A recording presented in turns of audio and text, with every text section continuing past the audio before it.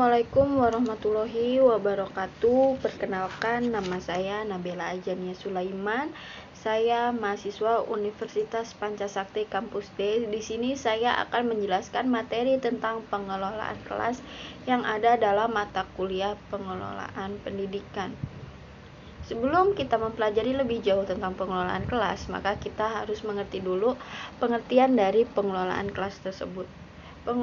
Pengelolaan kelas merupakan kegiatan-kegiatan yang diupayakan oleh seorang guru untuk menciptakan situasi kelas yang kondusif dalam rangka pencapaian tujuan pembelajaran yang maksimal.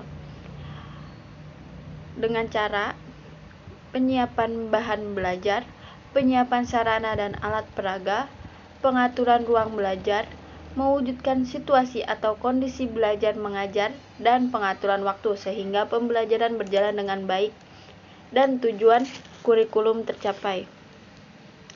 Lalu, pengelolaan kelas memiliki tujuan. Tujuan pengelolaan kelas adalah agar setiap anak di kelas dapat bekerja dengan tertib sehingga segera tercapai tujuan pengajaran secara efisien dan efektif. Sebagai indikator dari sebuah kelas yang efektif adalah yang pertama, setiap anak terus bekerja, tidak macet. Artinya tidak ada anak yang terhenti karena tidak tahu akan tugasnya yang harus dilakukan atau tidak dapat melakukan tugas yang diberikan kepadanya. Yang kedua, setiap anak terus mengerjakan pekerjaannya tanpa membuang waktu.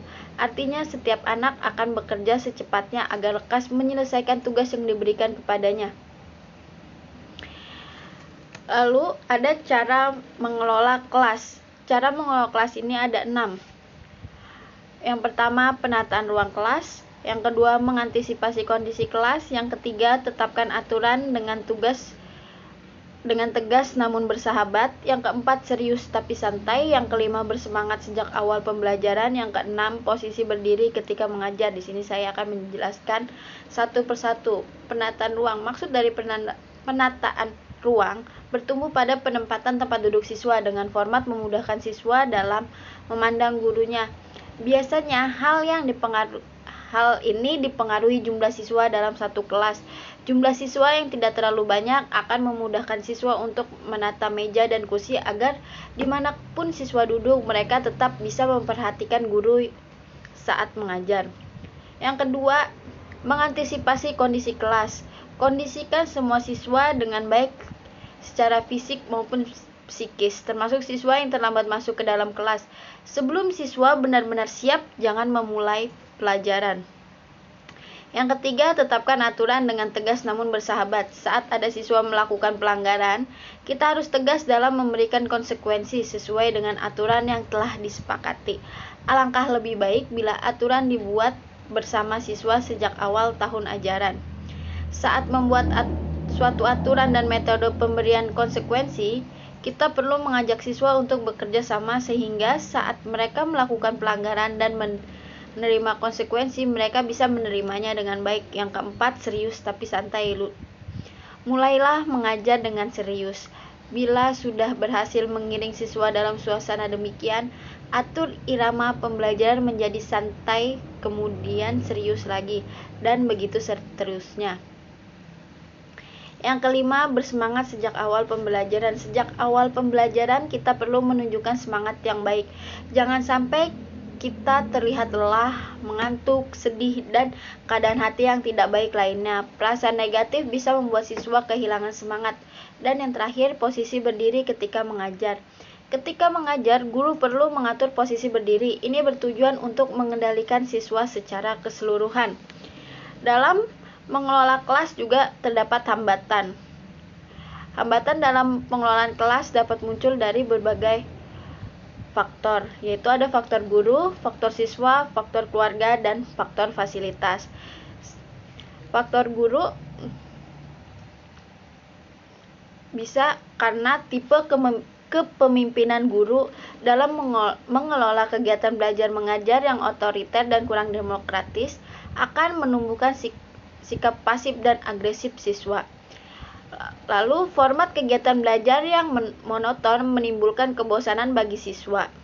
Kepribadian guru. Seorang guru yang berhasil dituntut untuk bersikap hangat, adil, objektif, dan fleksibel sehingga terbina suasana emosional yang menyenangkan dalam kegiatan belajar mengajar. Lalu yang keempat, pengetahuan guru. Terbatasnya pengetahuan guru tentang masalah dan pendekatan pengelolaan kelas, baik yang sifatnya teoritis maupun pengalaman praktis, dapat menimbulkan hambatan dan pengelolaan kelas. Yang terakhir, pemahaman guru tentang peserta didik. Terbatasnya kesempatan guru untuk memahami tingkah laku peserta didik dan latar belakangnya dapat disebabkan karena kurangnya usaha guru untuk dengan sengaja memahami peserta didik dan latar belakangnya. Lalu faktor siswa. Kurang sadar siswa dalam memenuhi tugas dan haknya sebagai anggota suatu kelas atau suatu sekolah dapat menjadi faktor utama penyebab masalah pengelolaan kelas. Pembiasaan yang baik di sekolah dalam bentuk tata tertib sekolah yang disetujui dan diterima bersama-sama oleh sekolah dan siswa dengan penuh kesadaran akan membawa peserta didik ke arah yang lebih tertib. Lalu faktor keluarga. Tingkah laku siswa di dalam kelas merupakan pencerminan keadaan keluarga. Sikap otoriter orang tua akan tercermin dari tingkah laku siswa yang agresif atau apatis. Di dalam kelas sering ditemukan ada siswa pengganggu dan pembuat ribut. Mereka itu biasanya berasal dari keluarga yang tidak utuh atau broken home. Kebiasaan yang kurang baik di lingkungan keluarga seperti tidak tertib, tidak patuh pada disiplin, kebebasan yang berlebihan ataupun terlalu dikekang merupakan latar belakang yang menyebabkan siswa melanggar disiplin kelas sehingga terlihat jelas bahwa tuntutan di kelas berbeda dengan kondisi keluarga yang menimbulkan kesukaran bagi siswa untuk menyesuaikan diri. Lalu ada faktor fasilitas. Faktor fasilitas merupakan salah satu penghambat dalam pengelolaan kelas. Faktor tersebut diantaranya yaitu jumlah siswa dalam kelas yang jumlah siswanya banyak merupakan masalah tersendiri dalam pengelolaan kelas. Hal ini karena banyaknya siswa tersebut menyebabkan sulit dikelola oleh guru. Lalu besar ruangan kelas yang kecil dibandingkan dengan jumlah siswa dan kebutuhan siswa untuk bergerak dalam kelas merupakan hambatan lain bagi pengelolaan kelas. Demikian pula halnya dengan jumlah ruangan yang kurang dibanding dengan banyaknya kelas dan jumlah ruangan khusus yang dibutuhkan memerlukan penanganan tersendiri. Dan yang terakhir, ketersediaan alat, jumlah buku yang kurang atau alat lain yang tidak sesuai dengan jumlah siswa yang membutuhkannya akan menimbulkan masalah dalam pengelolaan kelas. Untuk mencegah permasalahan tersebut,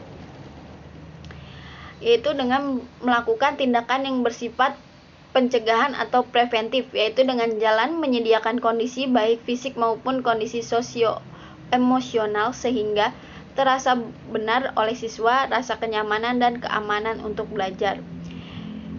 Tindakan yang bersifat korektif merupakan tindakan terhadap tingkah laku yang menyimpang dan merusak kondisi optimal bagi proses belajar mengajar yang sedang berlangsung.